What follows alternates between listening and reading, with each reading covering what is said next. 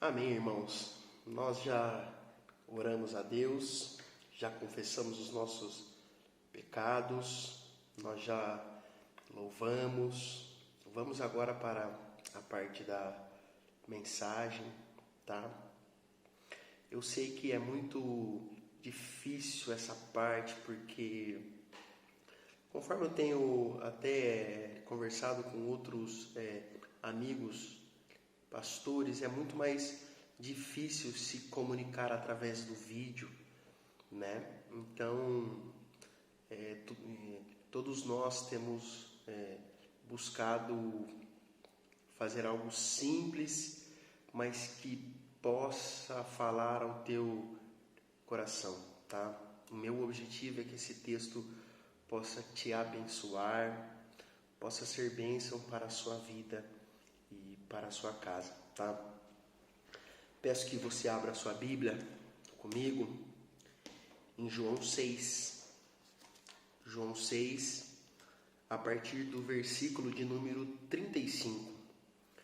E nós vamos ler do 25 até o versículo 35, tá? João 6, do capítulo 6, a partir do versículo 25 até o de número 35, tá? Pode abrir comigo. Eu vou ler na nova tradução da linguagem de hoje, para facilitar o entendimento da maioria que usa a Bíblia da nossa igreja, tá? E diz assim, a partir do 25. A multidão encontrou Jesus no lado oeste do lago e perguntaram a ele: Mestre, quando foi que o Senhor chegou aqui? Jesus respondeu: Eu afirmo a vocês que isto é verdade. Vocês estão me procurando porque comeram os pães e ficaram satisfeitos, e não porque entenderam os meus milagres. Não trabalhem a fim de conseguir a comida que se estraga, mas a fim de conseguir a comida que dura para a vida eterna. O Filho do Homem dará essa comida a vocês, porque Deus, o Pai, deu provas de que Ele tem autoridade. O que é que Deus quer que a gente faça? Lhe perguntaram eles. Ele quer que vocês creiam naquele que Ele enviou, respondeu Jesus. E eles disseram: Que milagre o Senhor vai fazer para a gente ver e crer no Senhor? O que é que o Senhor pode fazer? Os nossos antepassados comeram o maná no deserto, como dizem as Escrituras Sagradas. Do céu Ele deu pão para eles comerem. Jesus disse: Eu afirmo a vocês que isto é verdade. Não foi Moisés quem deu a vocês o pão do céu, pois quem dá o verdadeiro pão do céu é o meu Pai. Porque o pão que Deus dá é aquele que desce do céu e dá a vida ao mundo. Queremos que o Senhor nos dê sempre desse pão, pediram eles. Jesus respondeu: Eu sou o pão da vida. Quem vem a mim nunca mais terá fome, e quem crê em mim nunca mais terá sede. Vamos orar? Senhor, que neste momento o Teu Espírito Santo fale ao nosso coração, ilumine a nossa mente para que possamos compreender a Tua palavra. Fale com cada família, com cada um que me ouve, ó Pai, e me use, Pai, para que eu possa ser alimento para as Suas ovelhas, Pai. Eu oro agradecido em nome de Jesus. Amém. Meus irmãos, esse texto faz uma conexão com o texto que nós lemos semana passada, lembra? Do maná que Deus deu ao povo lá no deserto. Lembra? O povo estava murmurando, reclamando, porque lá no Egito tinha comida, e que Moisés levaram eles para o deserto para matar eles de fome, porque não tinha comida. Então Deus, de uma forma miraculosa, dá a eles o maná do céu, o maná. E lembrem, eu sempre digo isso nas minhas aulas, o Antigo Testamento é o pano de fundo do Novo Testamento. As coisas que acontecem no Antigo Testamento são as indicações do Messias que há de vir, certo? Então, notem que Deus, lá no Antigo Testamento, dá o maná, o pão que desce do céu. Agora, ele envia Cristo, que também é o pão que desce do céu, tá? Então, eu queria que você primeiramente compreendesse isso, tá? Esses dias a gente estava aqui na igreja e a Júlia estava dando uma aula lá para Marcinha, ele e eu ali do lado, né? E assim, a gente falando de João, né? Então, notem, aqui o texto está fazendo uma conexão com outro texto do Antigo Testamento, que Deus um dia deu um maná e agora ele dá um outro pão, que é Cristo, tá? Quando a gente lê o Evangelho de João, a gente precisa se lembrar de algo muito básico. João escreve seu Evangelho para demonstrar que Cristo é Deus, tá? E como que ele mostra isso? Através de sinais, tá? Através de sinais que Cristo faz, que prova que ele é Deus, tá? Tanto é que é neste Evangelho que Jesus é descrito como o eu sou. Eu sou o pão da vida, eu sou a luz do mundo, eu sou a porta, eu sou a ressurreição e a vida, eu sou o caminho, a verdade e a vida, e eu sou a videira verdadeira. Lembrem, quando Deus foi se apresentar a Moisés, Moisés então questiona, quem é esse Deus? E ele diz, eu sou. E agora Cristo repete esse termo, dizendo, eu sou, para mostrar que ele é Deus, tá? Voltando ao nosso texto aqui então, para que você compreenda o contexto dele. Jesus tinha acabado de fazer o primeiro milagre de pães e peixes, alimentado uma grande multidão. Com certeza você já ouviu esse texto. Ele alimentou essa grande multidão e agora ele está indo para Cafarnaum, tá? E nesse meio acontece aquele milagre quando ele anda em cima das águas, tá? Mas quando ele chega lá em Cafarnaum, essa multidão está atrás de Jesus. Lembrem, então, que ele tinha feito esse grande milagre, alimentando aquela multidão com apenas 5 pães e 2 peixes, tá?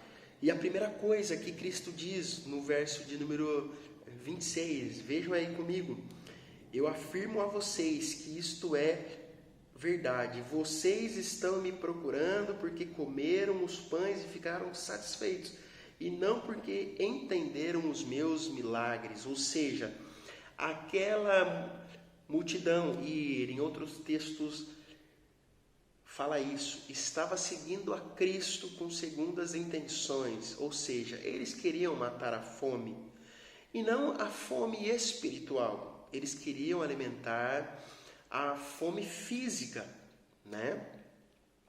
Eu sei de muita gente, eu já ouvi isso de Muita gente da minha família, quantas vezes que pessoas toparam trabalhar em algum local porque tinha comida para comer, porque a fome era tanta. Olha, me dá assim, algum trabalho e você me dá aí uma comida.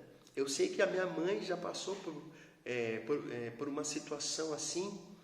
Quando ela ficou órfã, ela foi para uma casa e nessa casa ela não tinha salário, ela estava ali por um interesse. Ela ajudava uma moça, né, lavando roupa, lavando louça, em troca de comida, porque não tinha o que comer. E essa multidão estava ali fazendo o mesmo com Cristo, né, conforme ele diz aí.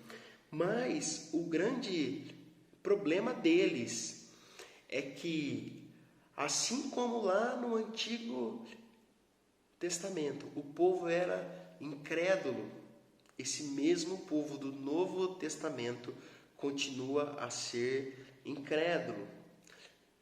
Meus irmãos, o povo que mais viu milagres de Deus foi o povo hebreu, foi o povo judeu, mas foi o povo mais incrédulo, né?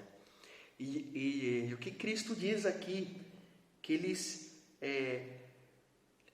seguiam a Ele, mas não tinham entendido o mínimo de quem era Jesus, de que Cristo era o Filho de Deus, de que Cristo era o Messias, aquele que mata a fome física, mas que também traz a salvação. Mas esse povo queria somente matar a fome física. Por quê? Porque eles eram incrédulos. Eles eram incrédulos. Eles não acreditavam que Cristo era o Messias, o Filho de Deus, aquele que iria trazer a salvação. E muitas vezes, durante a nossa caminhada, nós nos tornamos incrédulos. A incredulidade bate à nossa porta. Eu lembro aqui quando João Batista estava preso, não esse João, o João de Batista, o primo de Jesus. Quando ele está preso, ele pede para perguntar se de fato Cristo era o Messias. Por quê? Porque nós somos incrédulos. Muitas vezes nós vamos a Cristo por outros interesses. E quanta gente, quantas igrejas vendem Jesus, né? Olha, vem a Cristo, que a sua vida financeira vai melhorar, você vai ter uma casa melhor, um carro melhor. Mas lembre-se que a maior bênção que Jesus nos dá é a salvação, é ser o caminho para Deus, é nos tornar justos diante de Deus. Então, meus irmãos, nós precisamos tomar muito cuidado para que a gente não compreenda quem é Jesus. Eu vi uma frase esses dias, o símbolo do cristianismo é uma cruz e não é uma escada, simbolizando o quê? A escada é como alguém que sobe na vida. E muita gente vai a Cristo às vezes, achando que em Cristo eu vou subir na vida. E não é isso que Cristo nos oferece. Cristo nos oferece a salvação, a vida eterna. E esse povo estava indo a Cristo por conta de coisas físicas, mas que a gente possa compreender, meus irmãos, a grandeza de Cristo, que Ele nos dá muito mais do que de comer, mas Ele nos dá a salvação, Ele nos dá o perdão, Ele nos dá a justificação, Ele se torna o mediador entre nós e Deus, Ele nos aproxima de Deus. Então que isso possa servir de exemplo. Esse povo estava procurando a Cristo de modo errado, eles não entenderam a Cristo. E a gente precisa compreender esse Cristo a quem nós servimos. Esse Cristo não nos oferece uma casa de luxo, um carro de luxo. Ele nos oferece a salvação. Ele não nos disse que a vida seria um mar de rosas, mas ele disse que na vida teríamos aflições e dificuldades. Esses homens que seguem a Cristo, os 12 discípulos, apóstolos, esses homens tiveram mortes cruéis por serem seguidores de Cristo. Que bênção terrena esses homens tiveram? Morreram apedrejados numa cruz, enforcados. É isso, porque nós precisamos entender quem Cristo é. A gente não pode seguir a Cristo apenas por meros interesses. Eu quero ir para Cristo porque eu quero isso, né? Eu gosto muito do Augusto Nicodemos, ele sempre diz isso, né? Se você quer subir na vida, você tem que estudar, tem que se preparar. E eu quero citar o exemplo aqui, por exemplo, nosso jovenzinho aí, Mateus, né? Passou numa universidade, né? É bênção de Deus? Com certeza é. Mas eu imagino o quanto ele se esforçou nos estudos, né? Quanto ele se dedicou para isso. Ele não vai atrás de Deus para que Deus abra uma porta lá no vestibular para ele, né? Porque isso vem do meu esforço, eu tenho que ir atrás. Então, que a gente possa compreender, irmãos, quem Cristo é. O que Cristo nos oferece. Tem uma música dos Arrais, eu acho, que ela diz assim: o que Cristo oferece, Ele é, né? E o que o Cristo oferece? Oferece a salvação, o perdão, e nos permite aproximar de Deus. Outro ponto aqui do texto que eu gostaria que a gente notasse é no versículo 30. Diz assim o texto: eles disseram: que milagre o Senhor vai fazer para a gente ver e crer no Senhor? O que é que o Senhor pode fazer? Notem, eles estão pedindo uma prova, um sinal de que Cristo é o Messias, de que Cristo é Deus. Mas, meus irmãos, um pouco antes, se você voltar, Cristo tinha acabado de fazer um grande milagre, alimentando uma grande multidão. E mais uma vez, esses homens dizem: o que o Senhor pode fazer? Eu fico pensando que essa geração foi uma geração incrédula, a geração que crucificou a Cristo, que viram milagres. Notem aí o que eles dizem: o que é que o Senhor pode fazer? Irmãos, eles tinham acabado de ver um grande milagre, mas eles estão novamente sem acreditar em Cristo. Eles têm uma memória muito fraca, muito fraca. E quantas vezes que a nossa memória também é assim. Quando a gente passa por uma situação difícil, a gente questiona: será que Deus pode fazer agora? Ora, irmãos, se Ele acabou de multiplicar, Ele pode fazer qualquer outra coisa. Ele é o Deus, Jesus é o Deus que se encarna como homem, que vem ao mundo e que se mostra como um Deus de amor, um Deus que se entrega. Mas eles queriam sinais, eles queriam provas, eles queriam sinais, né? Quantas pessoas não acreditam em Cristo, em Deus, porque eles pedem sinais. Mas lembre-se, desde o Antigo Testamento até o Novo Testamento, a nossa salvação vem exclusivamente pela fé. Vem exclusivamente pela fé. Não é um mérito nosso, não é obra nossa. Essa geração que viu a Cristo pedia sinais a Ele, mesmo tendo visto sinais. E quantas vezes que parece que a gente quer fazer uma troca com Deus? Deus, me dá sinais, eu quero prova disso, Deus. Se o Senhor me ama, faça isso. Ora, Deus já mostrou todo o seu amor por nós na cruz do Calvário, quando Ele se entrega, quando Ele paga o nosso preço, irmãos. Então, esse texto é um texto muito rico, que nos faz grandes alertas, né? Para que a gente não seja também uma geração de que pede sinais, mesmo Deus mostrando a sua fidelidade. Tomemos cuidado com isso, irmãos.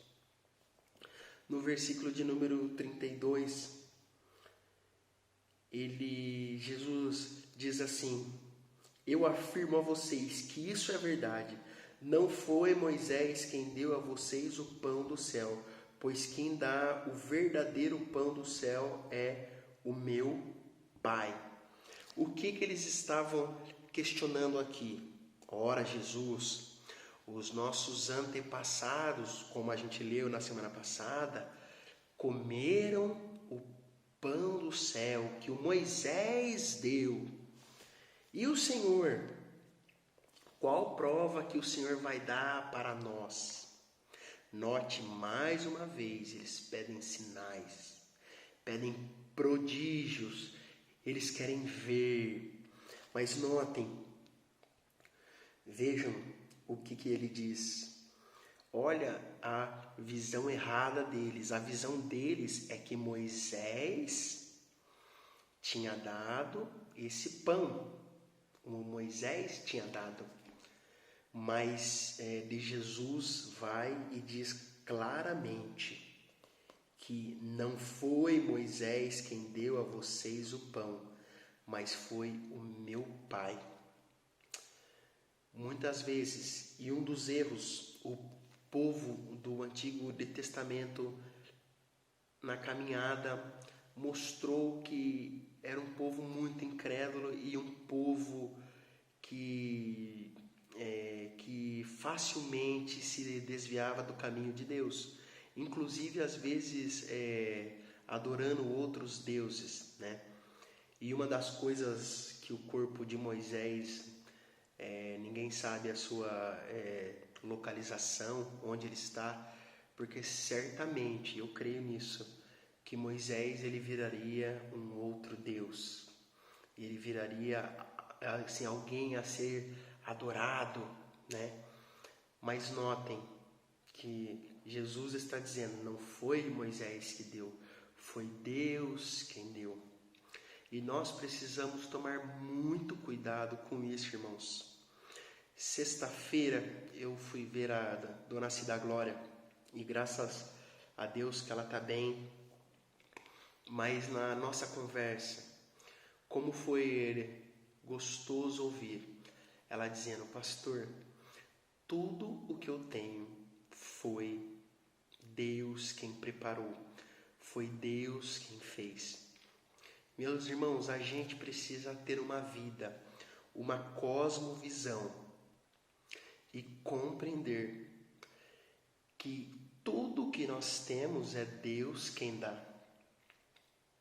A casa que nós temos é Deus que dá. A roupa que nós temos é Deus quem dá.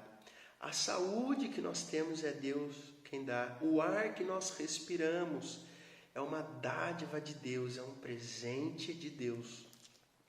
Mas notem a idolatria desse povo. Eles diziam assim, foi Moisés quem deu. E Cristo vai lá e corrige eles. Foi Deus quem deu isso. Eu já vi muita gente que muitas vezes, na hora de reconhecer as coisas que Deus tem feito, dá a glória a homens, a pessoas normais. A gente precisa se lembrar que tudo que nós temos vem de Deus. Ah, mas o meu trabalho, quem paga é o meu chefe, é o dono da empresa. Mas foi Deus quem abriu essa porta de trabalho para você. É Ele quem dá e é Ele quem tira.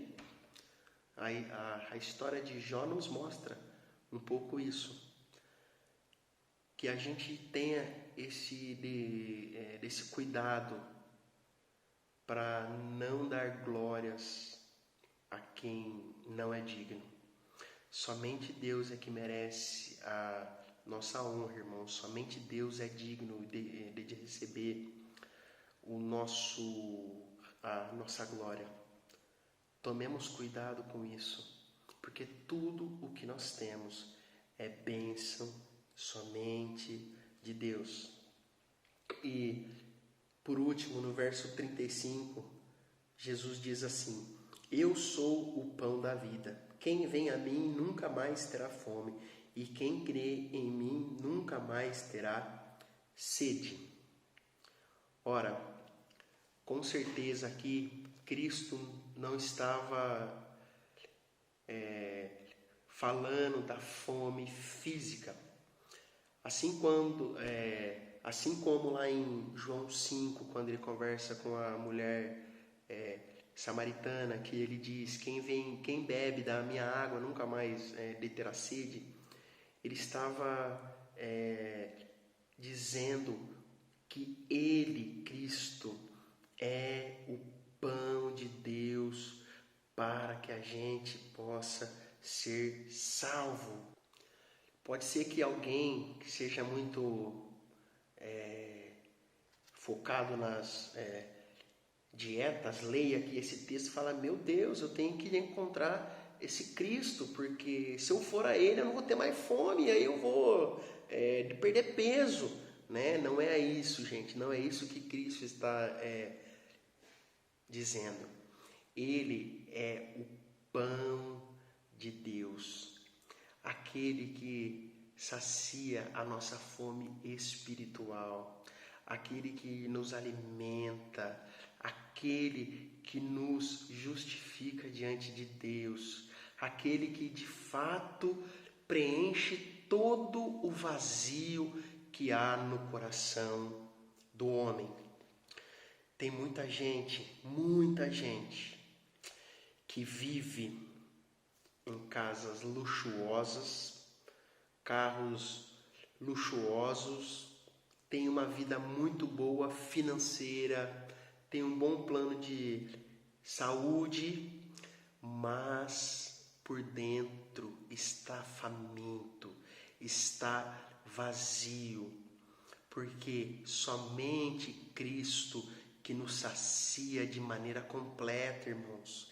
Em Cristo que nós encontramos a verdadeira felicidade, em Cristo que nós somos saciados, em Cristo que nós somos alimentados. É nele que está a nossa verdadeira alegria. Não está nas coisas, nas situações, mas está em Cristo. E é isso que Ele quer que esses seguidores dele entendam. Que quem vai a Ele nunca mais terá fome. A fome espiritual. Porque em Cristo nós somos saciados. Nós somos satisfeitos. Nós encontramos a plenitude. Em Cristo está a nossa verdadeira alegria.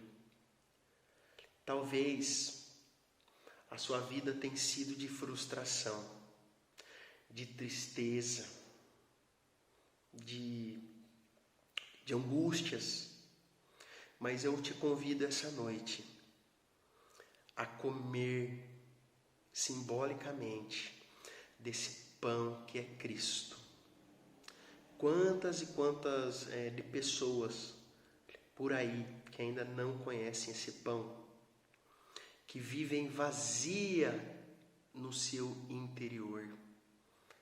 O meu desejo é que você busque a cada dia mais se alimentar de Cristo.